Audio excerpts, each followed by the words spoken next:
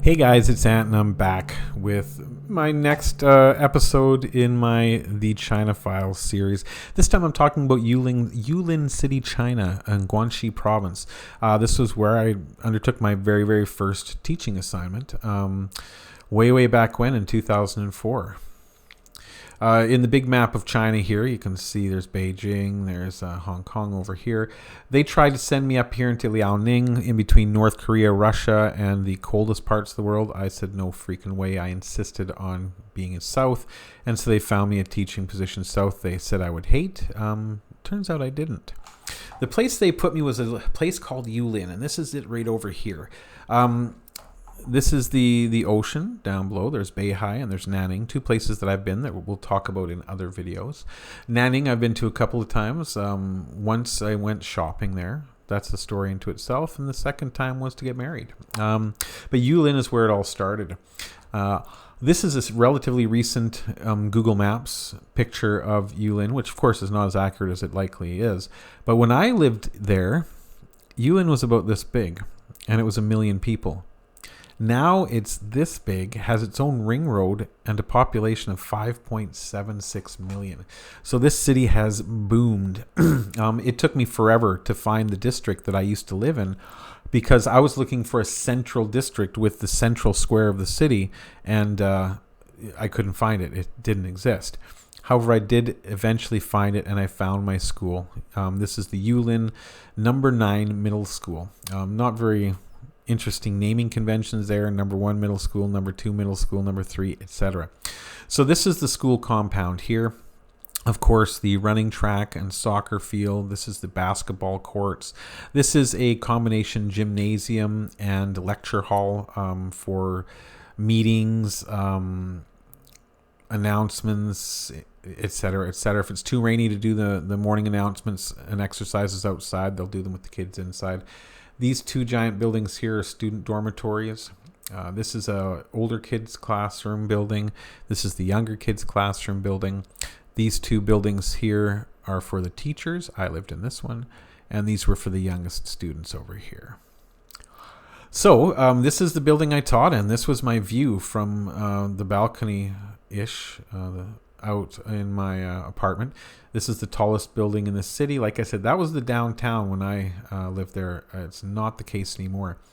Of course, you got your running track here, the auditorium, and I taught in this classroom, and this classroom.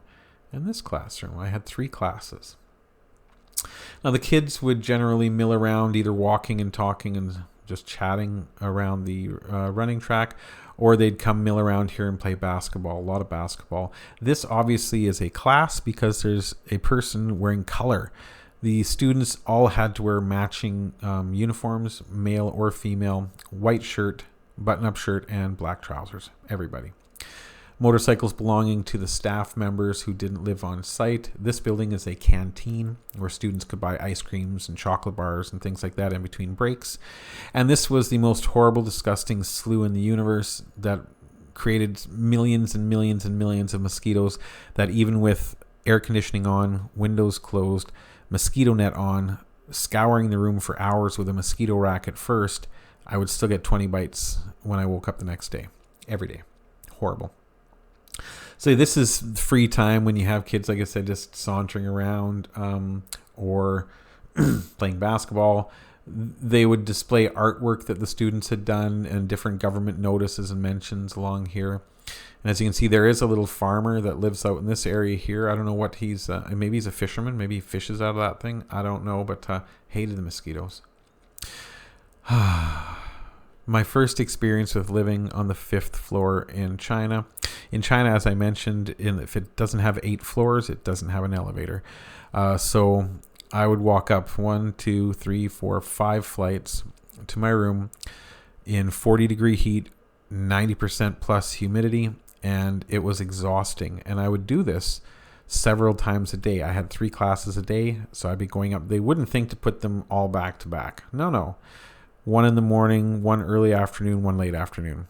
And since there's no other air conditioning in the building in the whole school, that's where you want to be when you're not in class, because otherwise you're melting. So that was challenging.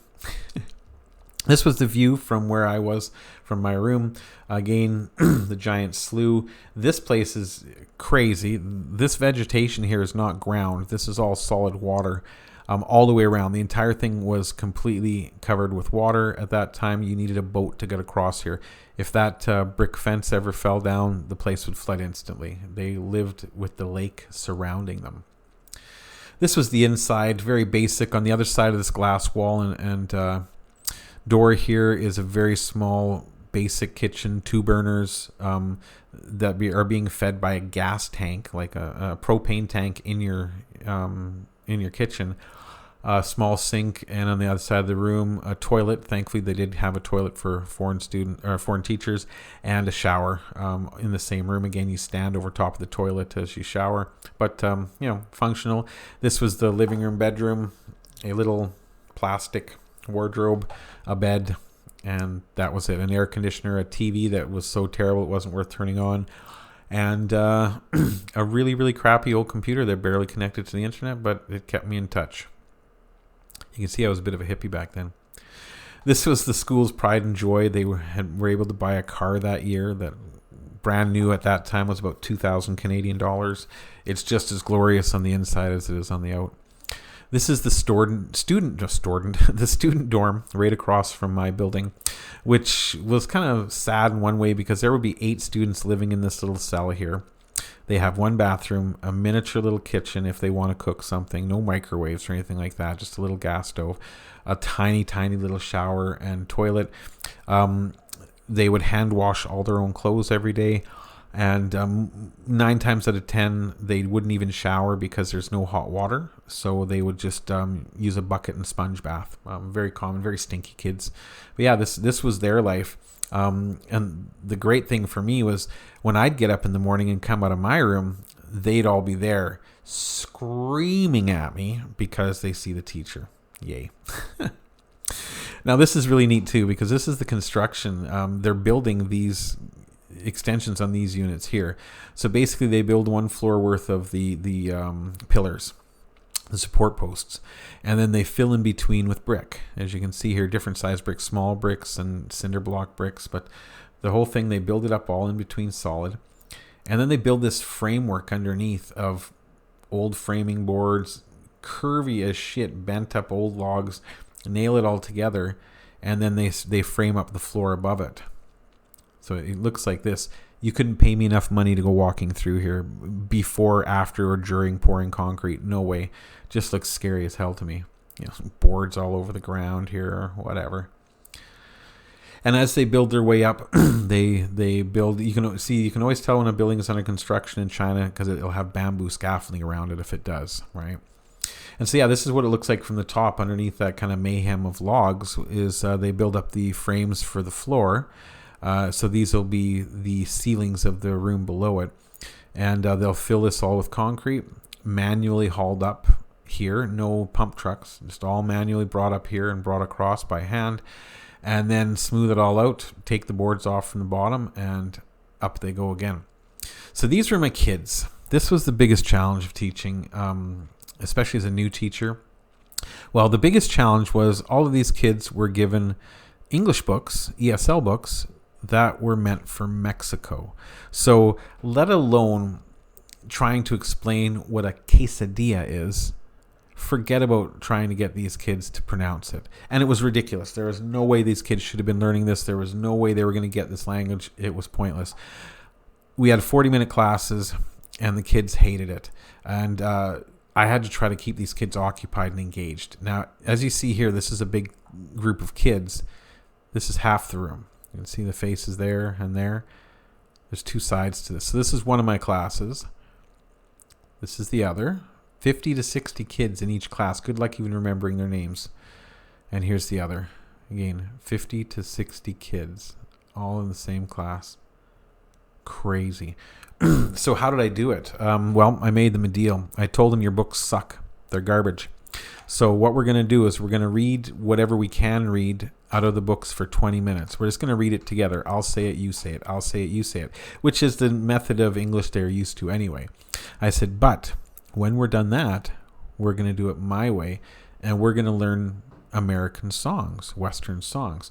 So I started teaching the kids Sex Pistols and Queen and Pink Floyd and different songs like that. And that changed everything, because not only was I teaching them songs, but I had a secret weapon. Ukulele. I brought it with me from Canada. It was probably the best thing I ever did. It really did become my secret weapon for teaching kids, adults, kindergartners, teenagers. Didn't matter. The ukulele comes out, every eyeball in the room is on you. The only scary thing that ever happened with this is that like I said, I was teaching kids Queen, and one of the songs they liked was I Want to Break Free. So I thought it would be a treat. I would put on the music video for them. So instead of just hearing the song, they could actually see the funny music video. And of course, if you're not familiar with that video, it's the entire band, mustaches and all, in drag, house cleaning, pretending to be housewives. So I'm playing this video for them one day, and they're laughing and loving it, and they're singing along. And the back door of the classroom opens, and because as you can see, these rooms all have back doors as well.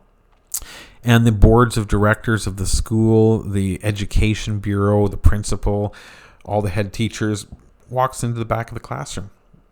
And they see me showing the kids a video of men in drag pretending to be housewives. I thought I was going to prison. Instead, because the kids were singing with the video, the parents and the people didn't give a shit about the song or the video. They heard their kids singing in English. From that point forward, they thought I was the best teacher in the universe.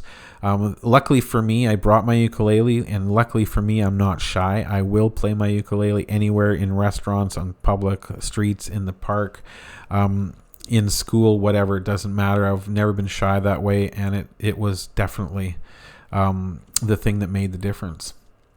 So sometimes the kids would come over to the foreigner's house with a chaperone of a teacher there as well, and they'd cook you dinner. I didn't really take a lot of pictures of this fiasco, but yeah, there was a lot more mess than there was edible food at the end. But their hearts are in the right place.